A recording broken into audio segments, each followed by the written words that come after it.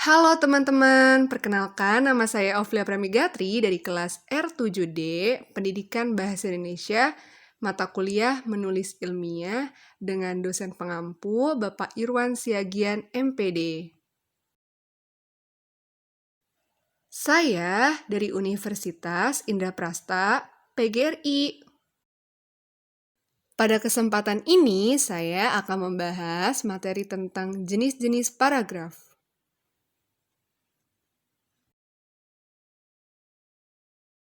Secara umum, paragraf dapat dikelompokkan menjadi 3 jenis.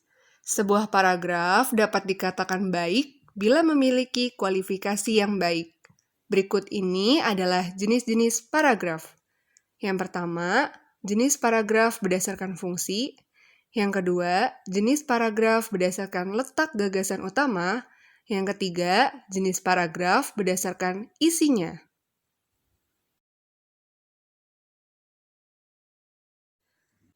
1. Jenis paragraf berdasarkan fungsi. Yang pertama ada paragraf pembuka. Paragraf pembuka yaitu paragraf awal di dalam suatu karangan yang berfungsi untuk mengundang rasa penasaran pembaca terhadap seluruh isi suatu tulisan. Yang kedua ada paragraf isi. Paragraf isi yaitu paragraf di dalam suatu karangan yang berisi bagian-bagian utama dalam tulisan tersebut. Yang ketiga ada paragraf penghubung. Paragraf penghubung yaitu paragraf yang berfungsi untuk menghubungkan setiap paragraf di dalam suatu karangan sehingga menjadi satu kesatuan. Yang keempat, paragraf penutup, yaitu paragraf yang berisi kesimpulan, ringkasan, harapan, saran, atau penegasan kembali tentang poin-poin penting di dalam suatu karangan. 2. Jenis paragraf berdasarkan letak gagasan utama. Yang pertama ada paragraf deduktif. Paragraf deduktif adalah paragraf yang menempatkan gagasannya pada awal paragraf. Biasanya, paragraf deduktif terdiri dari sebuah pernyataan umum yang disambung dengan penjelasan-penjelasan. Dalam artian, membahas sesuatu yang umum baru kemudian menjadi khusus.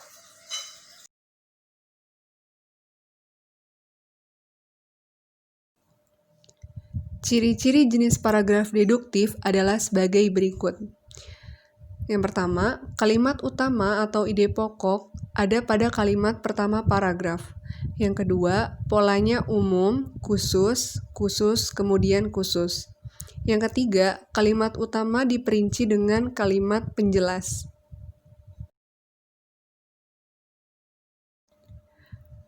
Berikut ini adalah contoh paragraf deduktif. Paragraf deduktif terdapat di awalan paragraf.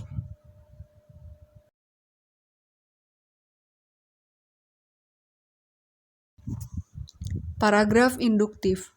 Paragraf induktif adalah paragraf yang kalimat utamanya terletak di akhir paragraf. Jenis paragraf induktif diawali dengan kalimat-kalimat penjelas berupa fakta, contoh, rincian, atau bukti yang kemudian disimpulkan pada kalimat akhir paragraf. Berikut ini adalah ciri-ciri paragraf induktif adalah sebagai berikut. Yang pertama, diawali dengan penjelasan khusus. Yang kedua, digeneralisasikan atau disimpulkan berdasarkan penjelasan khusus di akhir paragraf. Yang ketiga, kalimat utama terletak di akhir paragraf. Yang keempat, polanya khusus, khusus, khusus, umum. Berikut ini adalah contoh paragraf induktif. Paragraf induktif terletak di bagian akhir kalimat.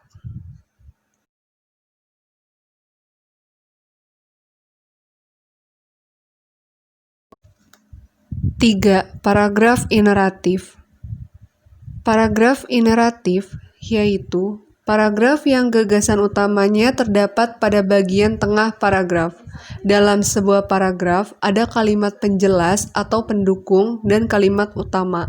Nah, di paragraf ineratif ini, kalimat utama justru diletakkan di tengah paragraf. Ciri-ciri paragraf ineratif. Yang pertama, gagasan utama terdapat di kalimat utama di tengah-tengah paragraf. 2. Diawali dengan hal-hal khusus terlebih dahulu sebagai pengantar gagasan utama. Yang ketiga, diakhiri juga dengan hal-hal khusus sebagai penguat gagasan utama.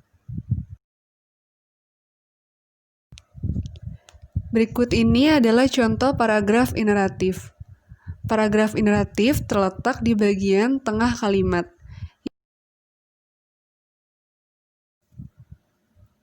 4. Paragraf campuran, yaitu paragraf gagasan utamanya terdapat pada bagian awal dan akhir. Paragraf deduktif, induktif adalah paragraf yang menempatkan kalimat utama di awal dan di akhir paragraf. Ciri paragraf ini ditandai oleh berulang gagasan utama pada awal dan ditegaskan kembali di bagian akhir. Ciri-ciri paragraf campuran sebagai berikut.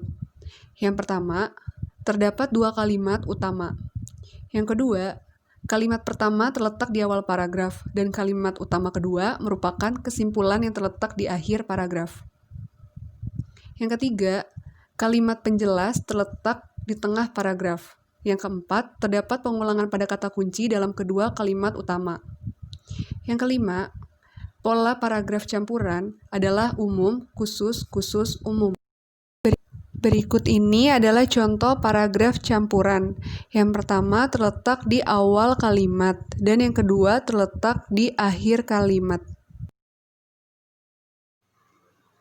3. Jenis paragraf berdasarkan isi. Yang pertama ada paragraf eksposisi. Menurut Suladi, paragraf eksposisi merupakan paragraf yang bertujuan untuk menginformasikan sesuatu sehingga memperluas pengetahuan pembaca. Paragraf eksposisi bersifat ilmiah atau non-fiksi. Sumber untuk penulisan paragraf ini dapat diperoleh dari hasil pengamatan, penelitian, atau pengalaman. Menurut Kosasih, langkah penulisan teks eksposisi adalah sebagai berikut. Yang pertama, menentukan topik.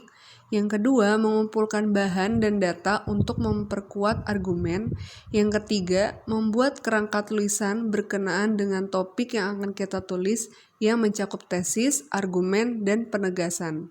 Yang keempat, mengembangkan tulisan sesuai dengan kerangka. Contoh paragraf eksposisi menurut Wiyanto.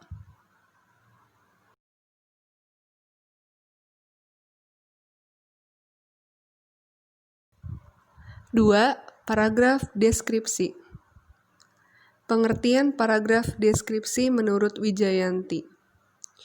Paragraf deskripsi adalah paragraf yang melukiskan suatu objek, tempat, atau peristiwa dengan seterang-terangnya kepada pembaca. Melalui deskripsi, pembaca seolah-olah diajak penulis untuk merasakan apa yang tertulis karena penulis melibatkan hampir segenap panca indera di dalam tulisannya. Menurut Kurniasari, ciri paragraf deskripsi sebagai berikut. Yang pertama, isinya menggambarkan suatu benda, tempat, dan makhluk hidup. Yang kedua, penggambaran dilakukan dengan panca indera. Ketiga, orang-orang yang membaca atau yang diceritakan ikut merasakan objek yang dimaksud.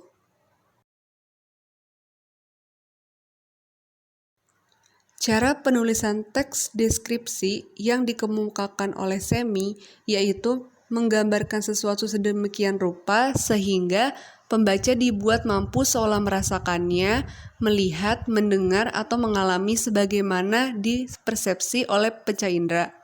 Karena dilandaskan pada panca indera, deskripsi sangat mengandalkan pencitraan konkret dan rincian atau spesifikasi. Berikut ini adalah contoh paragraf deskripsi menurut Wiyanto.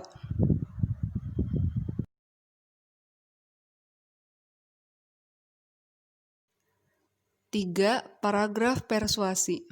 Pengertian paragraf persuasi. Menurut Suladi, paragraf persuasi adalah paragraf yang berisi ajakan. Paragraf persuasi bertujuan untuk membujuk pembaca agar mau melakukan sesuatu sesuai dengan keinginan penulisnya. Artinya, jika ingin tujuan tercapai, penulis harus mampu menyampaikan bukti dengan data dan fakta pendukung.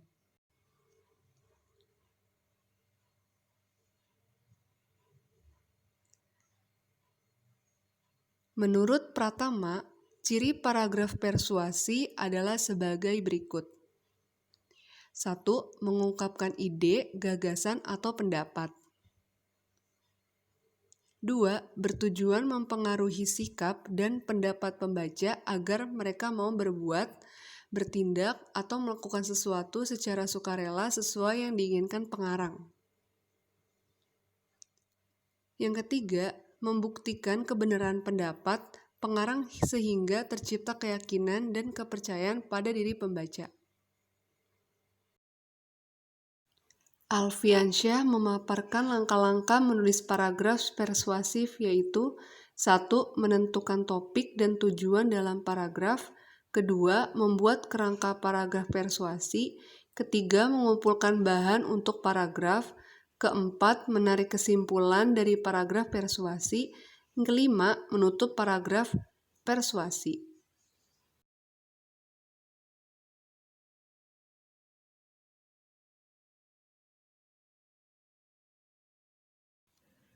Contoh paragraf persuasi menurut Wianto.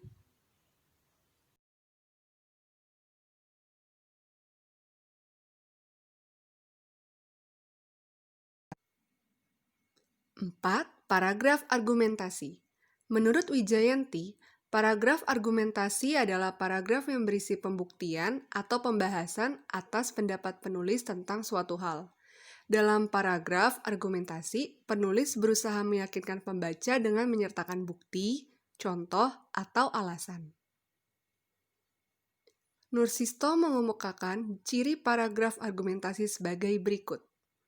Yang pertama, mengandung bukti dan kebenaran. Yang kedua, alasannya kuat.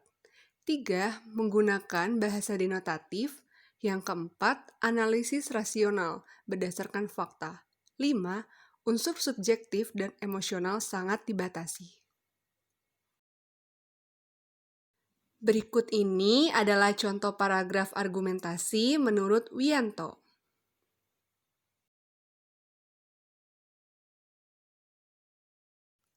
5. Paragraf narasi.